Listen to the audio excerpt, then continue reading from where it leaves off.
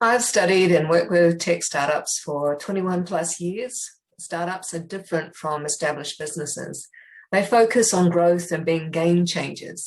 They look for a new and unique solution to a problem, either a new solution to an old problem, for example, CDs over cassettes, or they give you a solution to something you didn't even know was a need. For example, when Apple gave us the iPod, or they redefine a problem to provide a different solution altogether.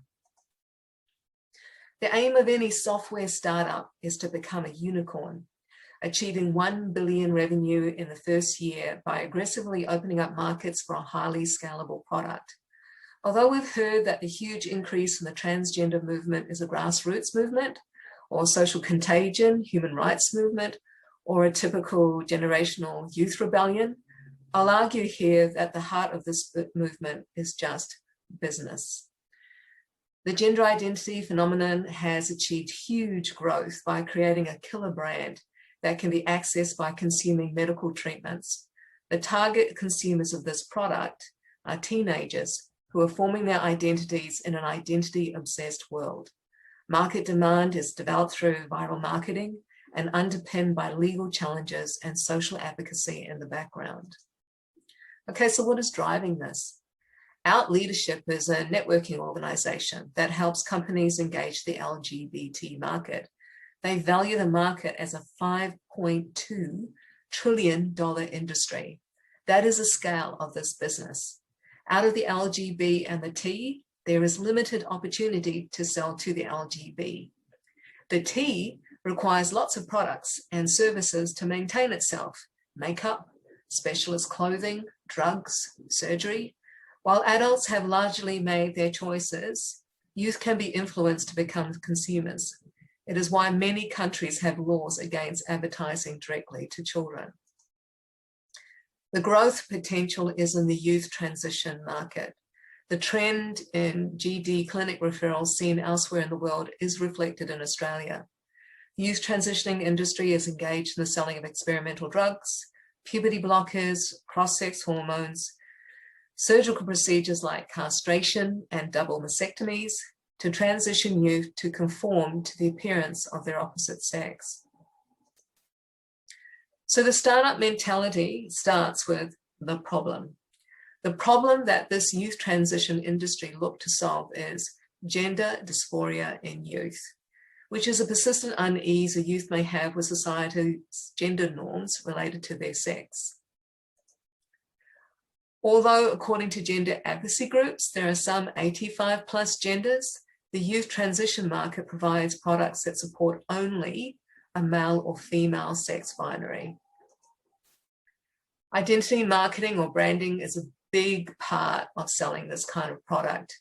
So ages ago, Nike realized that they and every competitor sell the shoes from the same factories, made from the same stuff, rubber and leather.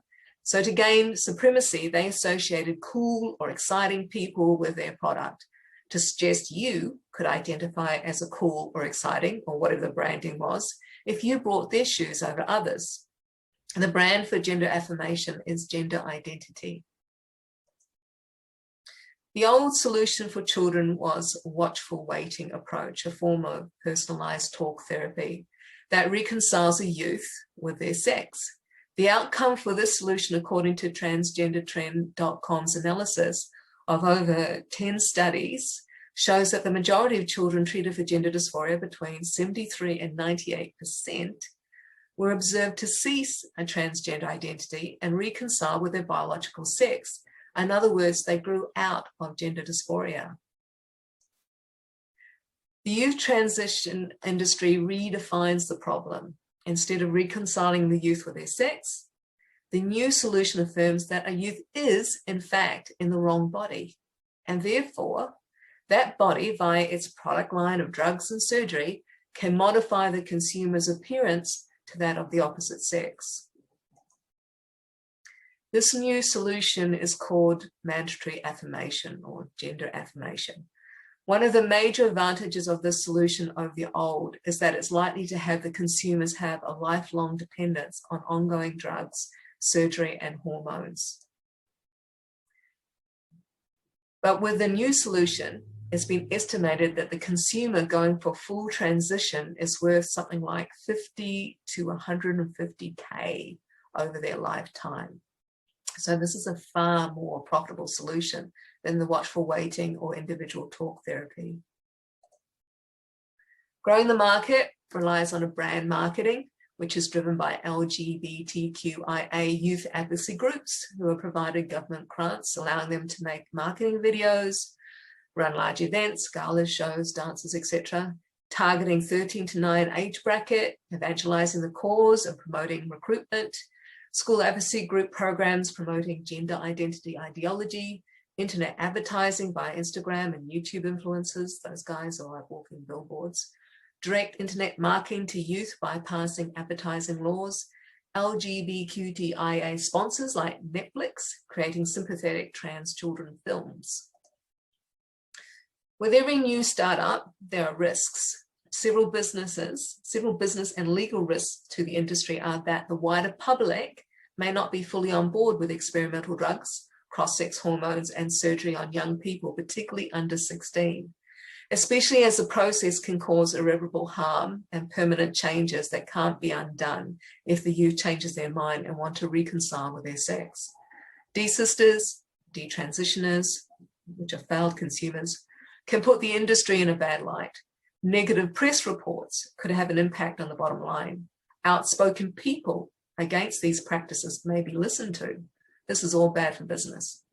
To mitigate risks of negative press or talk that doesn't support the narrative to achieve the end game, to capture and monopolize this market, there needs to be a number of practices put in place to mitigate risks, ensure profits, and remove competition.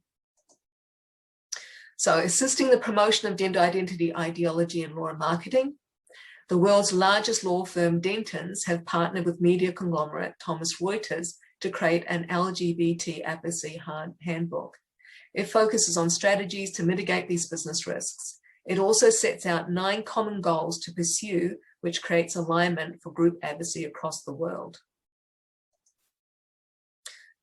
I've listed on the screen 4 of those 9 goals that relate to youth transitioning. Around the parental consent area, we've seen a number of concerning actions taken by Australian states in way of limiting parental rights. For example, most recently, we've seen the Queensland state remove from her parents' care this troubled autistic 15-year-old who wished to get a double mastectomy against her parents' wishes. And in New South Wales, the school department, through Bulletin 55, has been pushing self-declared gender identity ideology through the schools. If concerned parents are not affirming to one day their child saying they're a boy when they're a girl, they're treated as a safeguarding risk. The Dentons Handbook provides several strategies to promote transition and silence detractors on social media. We're all familiar with the silencing tactics to the left. Promotion includes things like overstate hate crimes to trans, profile personal stories of trans people to garner sympathy, empathy, and understanding, promote a narrative of a vulnerable community. All of this paints a picture of a community that needs support, and those who don't agree with the ideology need to be silenced. The gender identity phenomenon shares characteristics with the unicorn startup product. There is immense growth, a move away from individualized custom treatments like talking therapy to repeatable and scalable solutions that attract an annual recurring revenue stream like hormone therapy. In Australia, the overall social climate is quite tolerant of LGBT, and we've got a really good medical system, which makes transition a very attractive option for many youth. All of this is driving the increased customer adoption. So say hello to the gender startup unicorn.